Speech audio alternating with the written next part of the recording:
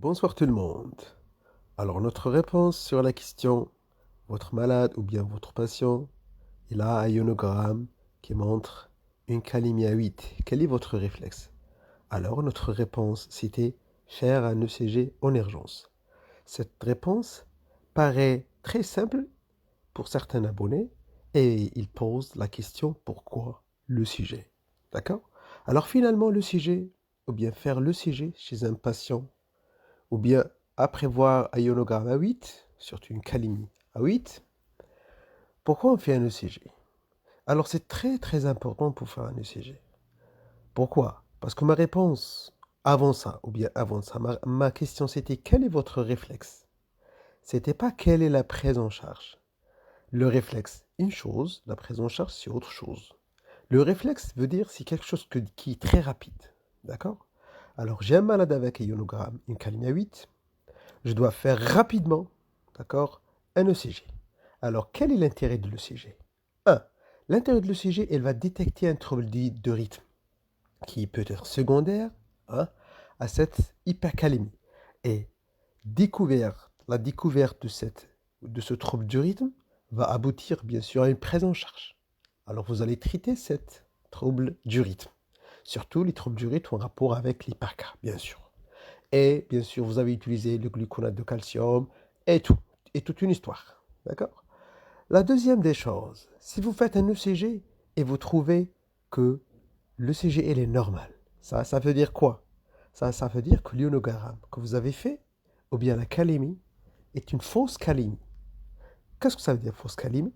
Peut-être l'ionogramme, peut-être le prélèvement a été fait tardivement et le bilan est resté sur la paillasse pendant quelques heures avant de l'envoyer au laboratoire.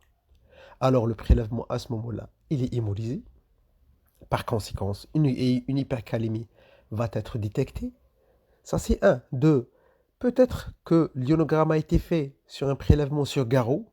Oui, des fois la calémie n'est pas élevée à ce moment, à ce point-là, mais un prélèvement sur un prélèvement ionogramme sur un garrot, ça va entraîner une hypercalémie ou bien une fausse hypercalémie. D'accord? La troisième proposition, peut-être le prélèvement a été fait d'une veine qui achemine, hein, peut-être en distalité ou à distale, une perfusion qui contient du potassium. Alors, au lieu de piquer dans une autre veine, vous allez prélever du sang d'une veine qui est la même veine, hein, qui est branchée à une perfusion qui contient du potassium. Alors, tu vas prélever du sang riche en potassium. D'accord? Et dans d'autres situations. Alors, pourquoi on fait un ECG en général dans cette deuxième position? C'est pour détecter les fausses hypercalémies. D'accord? Alors, si je trouve que mon malade il a il a un ECG normal, qu'est-ce que je dois faire? Je dois refaire l'ionogramme. J'ai le temps pour faire l'ionogramme.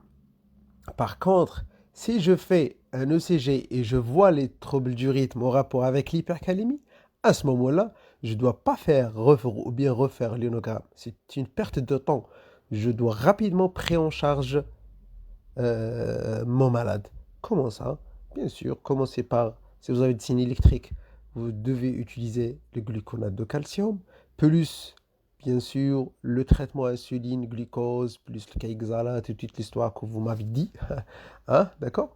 Tout ça en attendant, hein, de préparer le malade à une séance d'hémodialyse. Bien sûr, en fonction du tableau du malade. S'il est connu comme insuffisance rénale chronique, s'il a une insuffisance rénale aiguë, hein, euh, tout ça, c'est en fonction de la pathologie du malade. Je veux dire, la séance d'hémodialyse qui arrive après, c'est toujours en fonction, bien sûr, du pathologie du patient. Et en général, une hypercalémie, on n'attend pas. D'accord? Bah, par contre, on doit savoir est-ce que c'est vrai, c'est une hypercalémie ou non. D'accord? C'est ça le plus important, et de détecter un trouble de rythme qui peut, hein, tuer le malade. D'accord? Veut dire, si vous trouvez une hypercalémie à 8 et vous ne faites pas un ECG et vous ramenez rapidement le malade pour une séance d'hémodialyse, alors vous allez, pour faire une séance d'hémodialyse, c'est pas quelque chose d'instantané. D'accord? Minimum, il faut 30 minutes pour faire le cathé, pour préparer la machine. Dans ces 30 minutes, tu peux perdre votre malade, hein. Vous pouvez perdre votre malade tout simplement parce que vous n'avez pas traité un trouble de rythme qui est très dangereux. D'accord? Alors, une hypercalémie, directement un ECG, sans même pas réfléchir. Et ça, ce qu'on appelle le réflexe. Est-ce que c'est clair?